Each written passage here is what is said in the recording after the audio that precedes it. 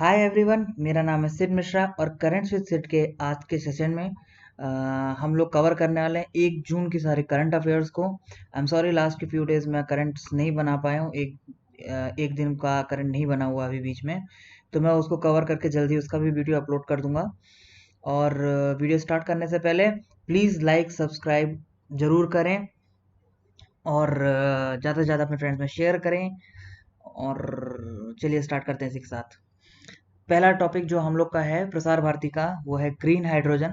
Green hydrogen अभी के time पर बहुत ज़्यादा इस पे जोर दिया जा रहा है।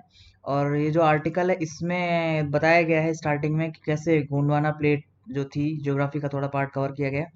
ये गोंडवाना कॉन्टिनेंटल ड्रिफ्ट जो था वो कैसे टूट के अलग अलग सब कॉन्टिनेंट्स में डिवाइड हुआ, और उसके बाद उसमें से इंडिया किस तरह से बाहर निकल के आया, और किस तरह से जो हिमालय का फॉर्मेशन था उसमें किस तरह से CO2 का कंजम्पशन हो गया था, मतलब CO2 काफ़ी हद तक ख़त्म हो गया था, जिसकी वजह से पूरी अर्थ का एटमॉस्फेयर जो था वो कूल हो गया। पर अब धीरे धीरे जो CO2 का लेवल है वो धीरे धीरे बढ़ता जा रहा है। अनफॉर्चुनेटली उसमें भी इंडिया का बहुत बड़ा रोल बताया जा रहा है। यही बताया गया, it is rather iconic how India that once plays such key role in maintaining life on earth today is possessing an air filled with green house gases, है ना। तो इसका मतलब है कि इंडिया में काफ़ी ज़रूरत है इरेडिकेशन की, यानी कि ग्रीन हाउस गैसेस का इरेडिकेशन जल्दी से जल्दी होना ज़रूरी है। जो डीकार्बनाइजेशन मैकेनिज्म है जिसके ऊपर नीति आयोग ने अभी अभी निकाली है रिपोर्ट, वो काफ़ी ज़रूरी है। तो उसी को लेकर एक आर्टिकल ये पब्लिश है। इसमें देखिए कि जो नीति आयोग की रिपोर्ट है उसमें कई चीज़ें, कई पॉइंटर्स जो है प्रोवाइड किए गए हैं कि डीकार्बनाइजेशन किस तरह से अचीव किया जा सकता है ग्रीन हाइड्रोजन से। इसमें क्यों ये ग्रीन हाइड्रोजन अचीव करना क्यों इम्पोर्टेंट हो जाता है, इससे नेट ज़ीरो एम्बिशन जो 2070 का है, जो COP26 कॉन्फ्रेंस में अपने प्राइम मिनिस्टर जी ने बोला था कि ये हम अचीव करेंगे, वो फुलफिल करने के लिए ग्रीन हाइड्रोजन अचीव करना जरूरी है। क्योंकि ग्रीन हाइड्रोजन से सिर्फ ग्रीन हाइड्रोजन आपको नहीं मिलेगा इस मिशन से, मतलब नेशनल हाइड्रोजन मिशन का जो ये ग्रीन हाइड्रोजन प्रोजेक्ट चल रहा है, इससे सिर्फ ग्रीन हाइड्रोजन वो अचीव नहीं होगा। आपको ग्रीन स्टील है, ग्रीन कास्टिंग है, ग्रीन अमोनिया है, ये सब चीज़ें भी अल्टीमेटली अचीव होंगी, क्योंकि इलेक्ट्रोलिसिस के ही प्रोसेस से ये सब अचीव होता है ना। तो ग्रीन हाइड्रोजन भी अपना इलेक्ट्रोलिसिस के प्रोसेस से ही मिलता है। आपको पिछली वीडियोस में मैं बताया हूँ, ये इसके बारे में डिटेल में बात कर चुके हैं हम लोग ऑलरेडी। तो ग्रीन हाइड्रोजन इसलिए इम्पोर्टेंट है, इसका क्या देखिए असर होगा अगर प्रोडक्शन अच्छा खासा स्टार्ट हो जाता है, तो उसका क्या इम्पोर्टेंस होने वाला है आने वाले टाइम में, क्या फ्यूचर है इसका। ये पूरा एक रोड मैप टाइप बना के नीति आयोग ने प्रेजेंट किया अपनी रिपोर्ट में। अम, इसके अलावा इसमें कुछ ज़्यादा, इस पर्टिकुलर रिपोर्ट में कुछ ज़्यादा नहीं है। जो नीति आयोग की रिपोर्ट है वो मैं सेपरेटली कवर करके आपको PDF प्रोवाइड कर सकता हूँ। आपको प्लीज़ कमेंट बॉक्स में मेंशन करना होगा बस एक बार के लिए। फिर एक उद्यमी भारत को लेके अभी रिसेंट में उद्यमी भारत में मतलब कि 2 स्कीम्स लॉन्च हुई हैं। एक तो रैंप है और एक और है स्कीम, इसके बारे में हम लोग अभी आगे कवर करते हैं डिटेल में, ठीक है। और एक स्कीम का भी इनॉग्रेशन हुआ है, प्रधानमंत्री एम्प्लॉयमेंट गारंटी के जो नए फीचर्स हैं उनको भी बताया जा रहा है, उनके बारे में मेंशन किया गया है। आगे चलते हैं हम लोग। इसरो ने लॉन्च किया है PSLV 53 रॉकेट, श्रीहरिकोटा।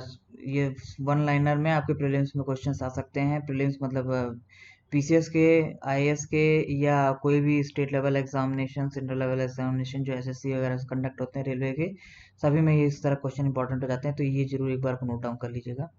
आगे चलते हैं। PV सिंधु और HS प्रणय ने क्वार्टर फाइनल्स मलेशिया ओपन में बहुत अच्छा प्रदर्शन किया है। आगे चलिए, आगे बढ़ते हैं हम लोग। Business reform action plan 2020 Nirmala Sitharaman ji ने रिलीज की है एक रिपोर्ट, ठीक है। 7 स्टेट्स को टॉप अचीवर्स की कैटेगरी में रखा गया है: आंध्र प्रदेश, गुजरात, हरियाणा, कर्नाटक, पंजाब, तेलंगाना और तमिलनाडु। इसके अलावा Mumbai Ahmedabad high speed rail project का भी काम चालू हो गया, इसके ऊपर मीटिंग्स वगैरह हो रही हैं।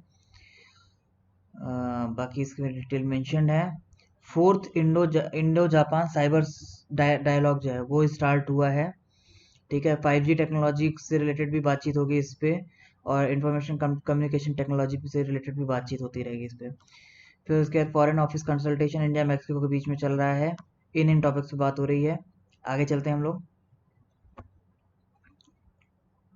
कुछ भी ऐसे इश्यूज वगैरह हुआ करे प्लीज़ वीडियो पॉज करके देख लिया करिए। आपको लगे कि और कोई करंट अफेयर्स आपके हिसाब से इंपॉर्टेंट है तो आप प्लीज़ उसको वीडियो पॉज करके कवर जरूर कर सकते हैं। ठीक है, अब हम लोग चल रहे हैं कच्चे तेल की बिक्री की तरफ। ठीक है, इन्वेस्टमेंट मतलब ऑयल प्रोडक्शन के इन्वेस्टमेंट में जो ऑयल माइनिंग होती है उसके इन्वेस्टमेंट के लिए काफ़ी प्रोत्साहन वगैरह दिया जा रहा है। बहुत ज़्यादा इम्पोर्टेंट इसमें कुछ टॉपिक, मतलब इसका टॉपिक कुछ ऐसा कुछ खास नहीं था, मुझे नहीं दिखा, तो मैं ज़्यादा इसमें नहीं मेंशन किया हूँ। आप चाहो तो एक बार को वीडियो पॉज करके देख सकते हो, इसलिए मैं स्लोली इसको कवर कर रहा हूँ। एक वन लाइनर में एक क्वेश्चन और आ सकता है। प्रधानमंत्री संग्रहालय अभी बना है तो काफ़ी पॉपुलराइज हुआ है, 50 के विजिटर्स ऑलरेडी आ चुके हैं। इसमें है क्या, प्रधानमंत्री संग्रहालय में जितने प्राइम मिनिस्टर हैं उन सबकी जो जो कंट्रीब्यूशन है डेवलपमेंट, अपने कंट्री के डेवलपमेंट में लास्ट 75 ईयर्स में, वो सब इसमें है। मतलब कवर करने की कोशिश की गई है सारे प्रधानमंत्री के अचीवमेंट्स। किस किस तरह से किया गया है, तो technology based hologram, virtual reality, ये सब क्या चीज़ें हैं, ये सब जानना जरूरी है एग्जाम पॉइंट ऑफ व्यू से। एग्जाम्स में इस तरह के क्वेश्चन पूछे जा सकते हैं कि वर्चुअल रियलिटी क्या है या ऑगमेंटेड रियलिटी क्या है, या इनके बीच में डिफरेंस क्या है ना। तो ऑगमेंटेड और वर्चुअल रियलिटी में बेसिकली डिफरेंस कुछ खास नहीं रहता। वर्चुअल रियलिटी में आप सिर्फ देख सकते हो, ऑगमेंटेड रियलिटी में आप उसको महसूस, जैसे कहते हैं ना कि आप एक्ट कर सकते हो उस पर, आपके एक्शन से वहां पर रिएक्शन होगा उस टाइप से। उसके लिए पूरा एक वो रहता है कि आप जब वहां पर हो तो किस तरह से, क्या बोल सकते हैं, जैसे आप कैमरा आँख पे कैमरा वैमरा लगा के और आप वहां देख रहे हो और आपके मूवमेंट से वहां पर मूवमेंट एक्चुअल में हो रहा है, तो वो चीज़ ऑगमेंटेड रियलिटी हो जाती है। इन्हीं के बेसिस पे बहुत सारे गेम्स वगैरह भी तो बनते हैं। आगे चलते हैं हम लोग। पीपल्स फीडबैक कुछ खास ऐसे इंपॉर्टेंट है नहीं। और उपराष्ट्रपति चुनाव की तारीखों का ऐलान हो चुका है। 15 उपराष्ट्रपति पहले हो चुके हैं। 6 अगस्त को उपराष्ट्रपति चुने जा चुके होंगे, मतलब शपथ ले रहे होंगे शाम तक। ठीक है, अब उसके क्या क्या आर्टिकल्स है वो इम्पोर्टेंट हो जाते हैं। तो आर्टिकल 63 के बेसिस पर उपराष्ट्रपति का चुनाव होता है। अपने जो राष्ट्रपति होते हैं उनका चुनाव उस पे होता है, आर्टिकल 54, 55, 56, 57, 58, है ना। ये 6 आर्टिकल्स हैं जो इम्पोर्टेंट हो जाते हैं। उपराष्ट्रपति राज्यसभा के पदेन सभापति भी होते हैं। ये सब चीज़ें बहुत बेसिक हैं, ऐसा कुछ इसमें इम्पोर्टेंट नहीं है। आप स्टैटिक पार्ट जो आपका पॉलिटी का होता है उसमें भी कवर कर सकते हैं, नहीं तो यहाँ पर मेंशन्ड है सीक्रेट बैलेट के थ्रू आपका चुनाव होता है उपराष्ट्रपति का। रिप्रेजेंटेटिव प्रपोर्श I am sorry proportional representative के बेसिस पर, रिप्रेजेंटेशन के बेसिस पर होता है। सिंगल ट्रांसफरेबल वोटिंग के थ्रू होता है जो इलेक्शन होता है कंडक्ट। ये सब चीज़ें क्या क्या हैं, ये सब चीज़ें बहुत बेसिक है, आप पॉलिटी में इजीली कवर कर जाओगे, तो इसमें कुछ भी बताने लायक ऐसा सच है नहीं। पर फिर भी क्योंकि अब चुनाव हो रहे हैं तो चुनाव होने की वजह से इम्पोर्टेंट हो जाते हैं टॉपिक्स, है ना।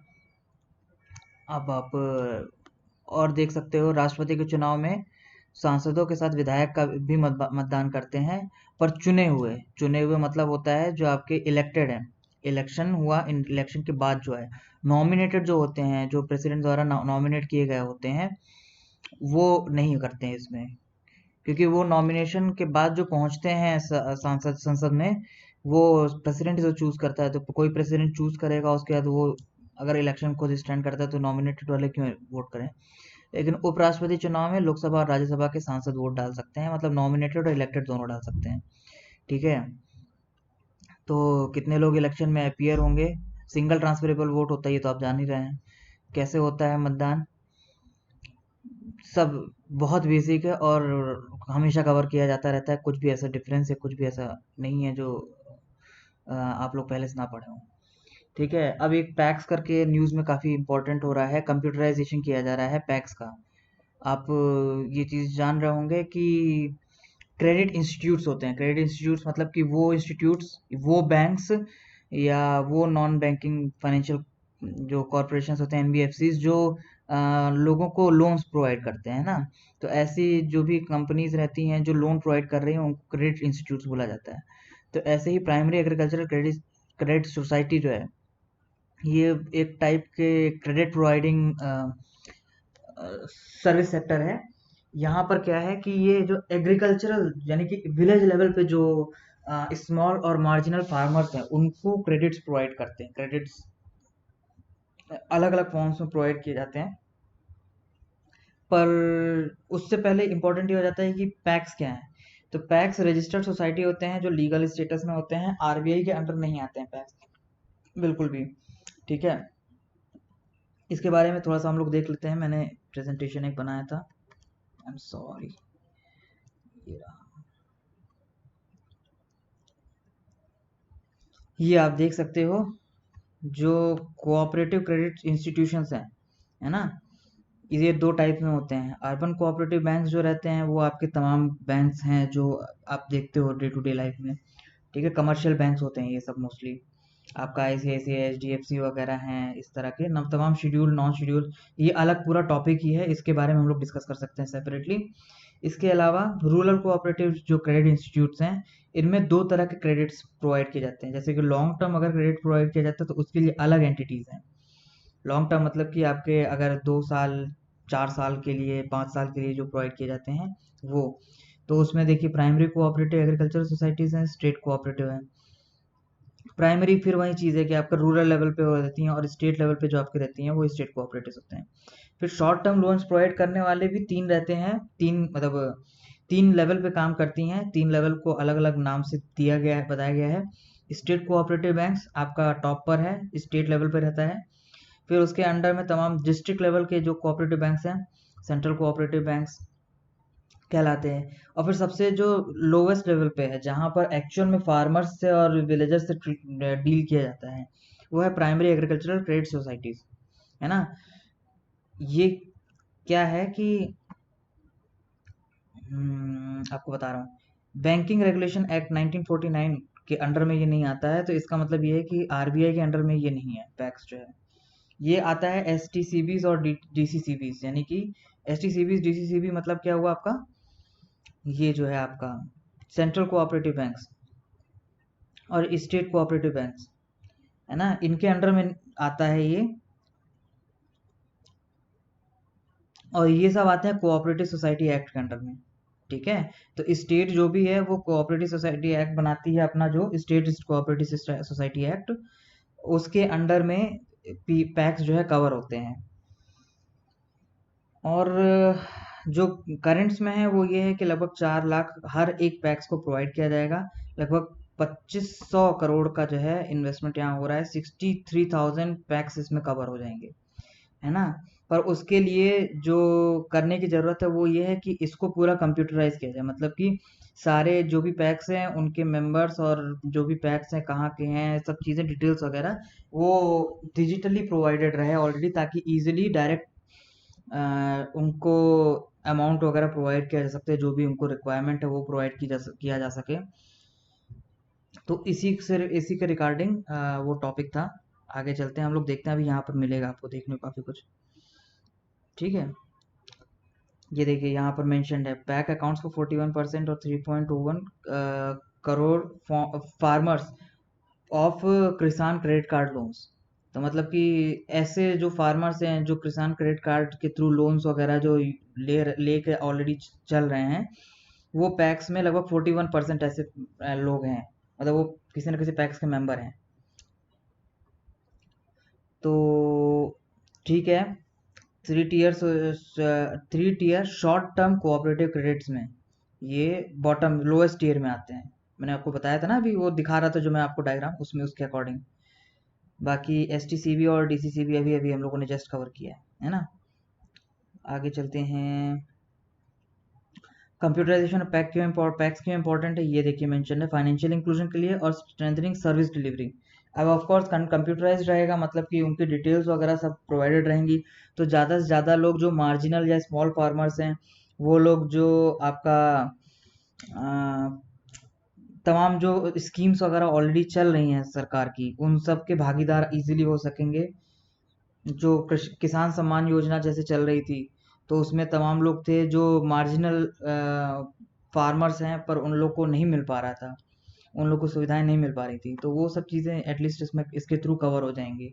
वो लोग कवर हो जाएंगे जिनको अभी तक नहीं मिल पा रही थी due to lack of knowledge की जो है उतना सारे फार्मर्स के पास अभी के बारे में अभी भी डिटेल्स वगैरह सरकार के पास नहीं है। तो इन पैक्स को कवर करने का जो पर्पस था वो यही था कि अगर कंप्यूटराइज्ड रहेंगे तो कोई भी फार्मर वगैरह जब इनका पार्ट बनेगा, पैक्स का पार्ट बनेगा, तो एटलीस्ट गवर्नमेंट के पास नॉलेज रहेगी और वो किस लेवल पर है उसके अकॉर्डिंग जो है उनको तमाम जितनी भी स्कीम्स है, जो भी सर्विसेज गवर्नमेंट प्रोवाइड कर रही है, वो उसके भागीदार बन सकेंगे, है ना। चलिए आगे चलते हैं हम लोग। Digital revolution in UP. कुछ खास नहीं, यहाँ पर बर्थ और डेथ सर्टिफिकेट्स जो हैं अब डिजिटलाइज कर दिए जा रहे हैं, ऑटोमेटेड रहेंगे, ऑटोमेटेड वेरिफिकेशन होगा बर्थ और डेथ सर्टिफिकेट का। तो इसका कुछ भी खास वो नहीं है। नेक्स्ट जो था उद्यमी भारत, एक अभी हम लोग ऊपर पढ़ रहे थे ना, तो उसके अंदर में दो योजनाओं के बारे में बातचीत स्टार्ट हुई है। एक तो रैंप है और एक CBFTI। तो CBFTI जो है और रैंप, इन दोनों के बारे में रुकिए मैं आपको दिखाता हूँ। सॉरी। तो ये देखिए, प्रधानमंत्री जी ने उद्यमी भारत प्रोग्राम की शुरुआत की है विज्ञान भवन में। उद्यमी भारत जो है MSMEs को एम्पावर करने के लिए एक इनिशिएटिव है गवर्नमेंट का। ठीक है, इसके अंडर में जितने भी इनिशिएटिव्स हैं, मुद्रा योजना, emergency credit line guarantee scheme, मतलब कि फाइनेंशियली जो MSMEs हैं उनको सपोर्ट करने के लिए गवर्नमेंट की तरफ से जो इनिशिएटिव्स हैं वो सारे इसमें कवर किए जा रहे हैं। और इसके अंडर में अभी दो नई स्कीम्स लॉन्च की जा रही हैं। एक तो रैंप है, ये रहा रैंप आपका, ठीक है, rising and accelerating MSME performance. और दूसरा है CBFT, capacity building of first time MSME exporters, है ना। और साथ ही साथ कुछ नए फीचर्स भी इंट्रोड्यूस किए गए हैं प्रधानमंत्री एम्प्लॉयमेंट जनरेशन प्रोग्राम में। तो ज़्यादातर चीज़ें तो आपको नाम से समझ में आ रही होंगी, लेकिन फिर भी थोड़ा सा हम लोग देखते हैं आगे, कवर देखते हैं कि इसमें क्या क्या चीज़ें हैं। रैंप जो है, इस स्कीम्स के थ्रू जो है MSME जितने भी स्टेट्स वगैरह के हैं उनकी कैपेसिटी और कवरेज को स्केल किया जाएगा। और उसके अकॉर्डिंग जो है, जैसे कि इसमें मेंशन्ड है कि कॉम्प्लीमेंट द आत्मनिर्भर भारत अभियान by fostering innovation, encouraging ideation, incubating new business and entrepreneurship by developing quality standards, improving practices and processes, enhancing market access, deploying technological tools and industry 4.0 to make MSME competitive and self reliant।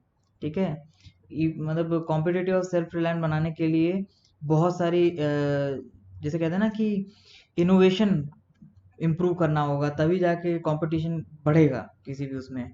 तो उसके लिए environment एक create करने के लिए, MSME की performance को enhance करने के लिए बेसिकली ये स्कीम बनाई गई थी। क्या उसमें क्या क्या चीज़ें होंगी, तो ये चीज़ें हैं, आप एक बार को रीड कर दो दोबारा। ठीक है, फिर CBFT स्कीम जो है वो फर्स्ट टाइम जो आपके MSMEs हैं जो कि अपने प्रोडक्ट्स को चाह रहे हैं कि इंटरनेशनल लेवल पर या ग्लोबल मार्केट में रख सकें, तो उनको सपोर्ट करने के लिए, उनको हेल्प करने के लिए, ग्लोबल चेन से जोड़ने के लिए, है ना, तो उसके लिए जो है ये स्कीम पर्टिकुलर बनाई गई है। बाकी जो आपकी एम्प्लॉयमेंट जनरेशन स्कीम है वो तो आप समझ ही रहे होंगे कि MSME के थ्रू जो है एम्प्लॉयमेंट जनरेट करने की एक स्कीम है। इसके थ्रू गवर्नमेंट कोशिश करेगी कि MSMEs वगैरह में ज़्यादा से ज़्यादा एम्प्लॉयमेंट जनरेट हो, ताकि जो हमारी स्किल है, जो हमारी यूथ है, उसको बूस्टअप मिल सके। चलिए चलते हैं हम लोग नेक्स्ट टॉपिक की तरफ। चाहो तो आप पॉज करके एक बार को ये पढ़ सकते हो। ये फैक्ट्स सरकारी हैं, तो आप एक बार को रीडिंग लगा जाएंगे तो बेटर है आप लोग के लिए। ठीक है, चलिए आगे चलते हैं। 8 वर्षों में खादी जो है आपका वो 4 गुना बिक्री उसकी बढ़ चुकी है। आगे बढ़ते हैं हम लोग, चलिए। हाँ, ये लास्ट टॉपिक है आज का। 75 ब्रो कैफेज जो हैं 75 बॉर्डर्स पे बनना स्टार्ट हुए हैं, क्योंकि आप जान रहे हैं कि बॉर्डर वगैरह पर सिचुएशन किस तरह की रहती है, कितना खराब मौसम वगैरह रहता है, और अक्सर होता है कि फूड क्राइसिस वगैरह जैसी चीज़ें होती हैं। तो इसके तहत में ब्रो कैफे मतलब कि हो गया आपका बॉर्डर रोड ऑर्गेनाइजेशंस जो आपकी हैं, उनके तहत 12 स्टेट्स में कवर किया जाएगा।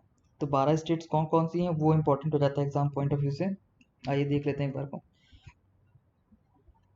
आपका सॉरी, हिमाचल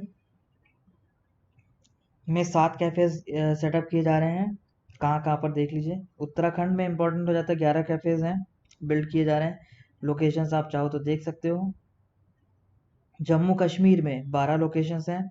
लद्दाख में भी 14 कैफेज सेटअप किए जा रहे हैं।